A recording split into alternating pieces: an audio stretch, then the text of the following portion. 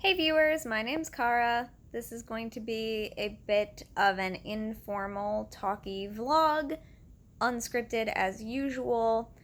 I wasn't even sure I was going to do a video today showing my face. I thought I might do another unboxing type of thing, talking about something that I could have the camera pointing to and just have my voice, because this morning I had my other top wisdom tooth removed and my face was still quite numb for most of the day, so it looked a little bit odd.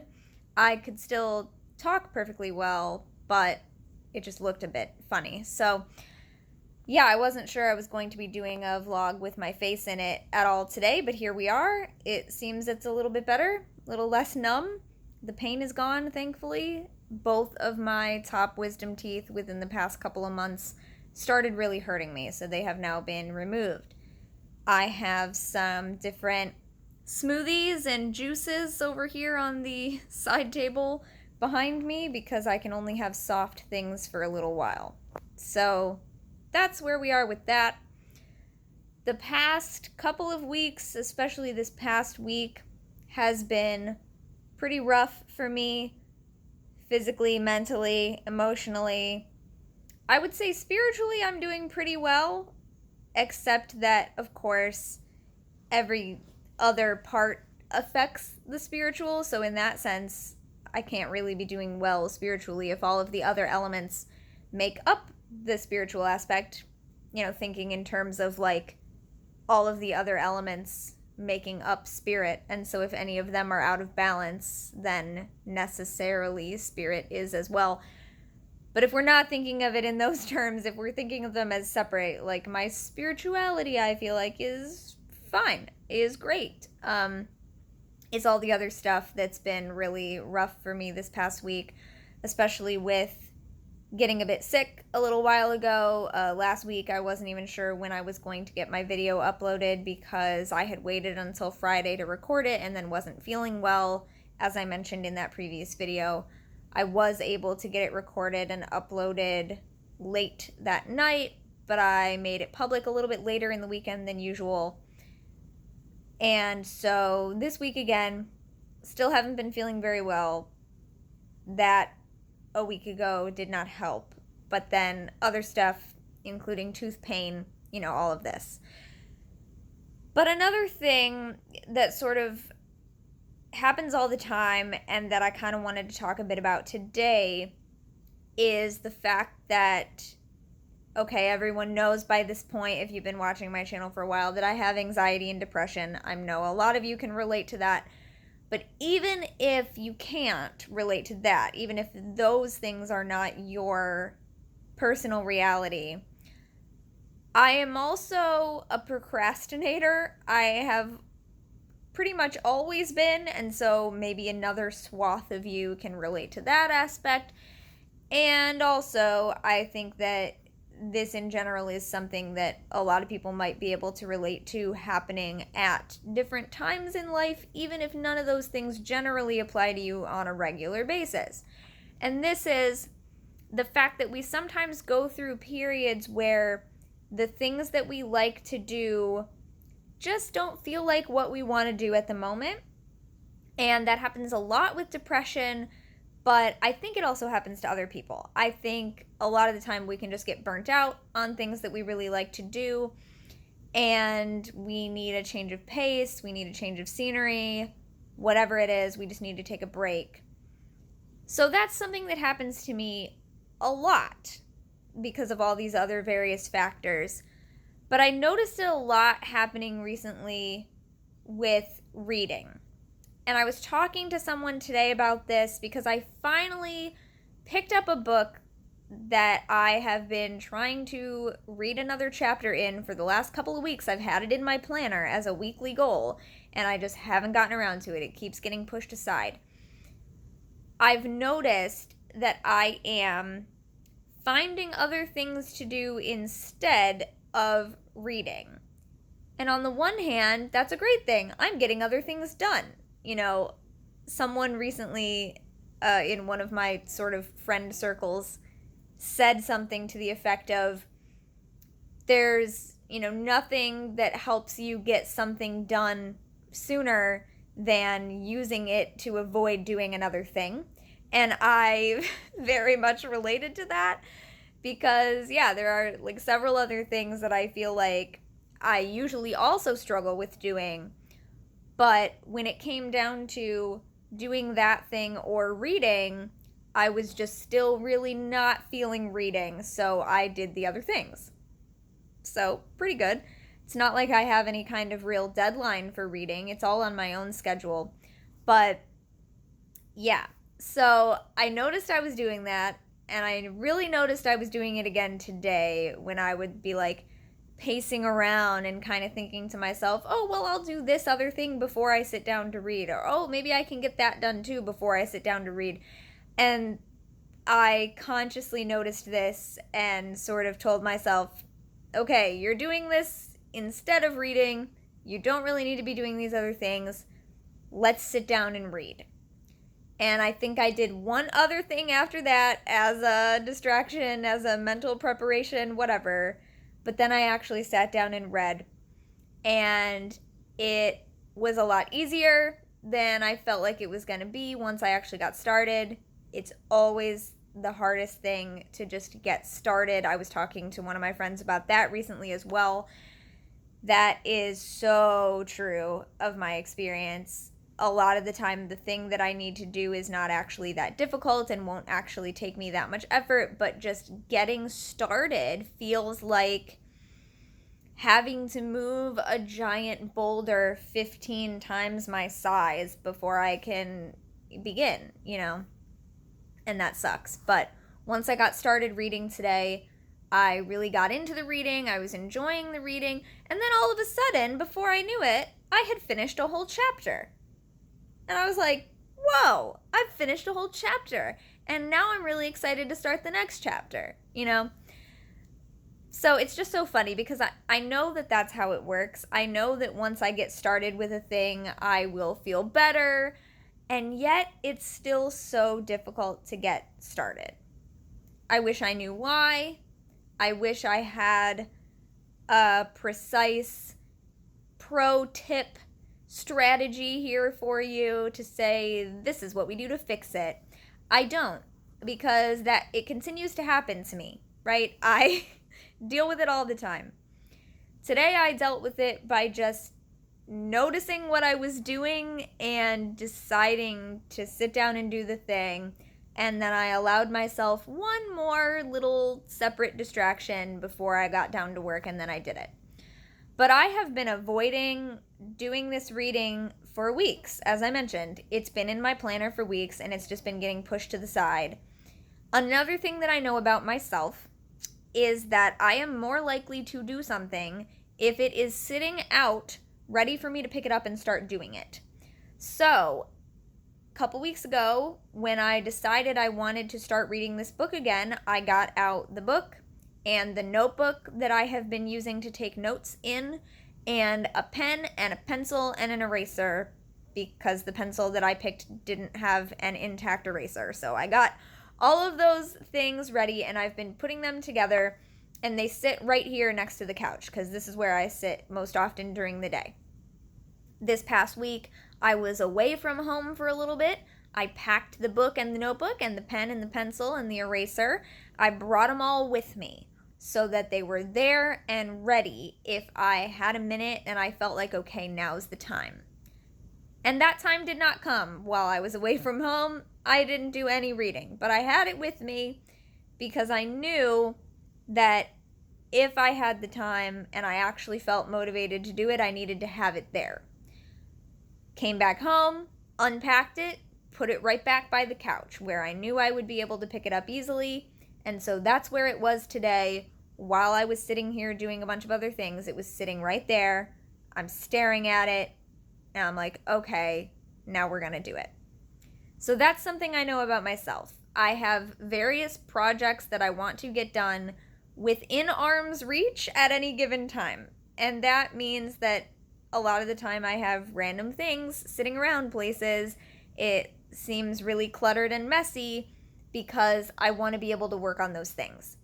Because if I clean it up and put it away, as I sometimes have to do to clear out a space or to clear off the table back here or whatever, sometimes I have to clean that off. Maybe we're going to have guests over. I mean, that hasn't happened in the past year and a half, but you know what I mean. In the before times, if we were going to have guests over for dinner or something and I have to clear off the table, all of my projects that were on the table would get packed up and put away.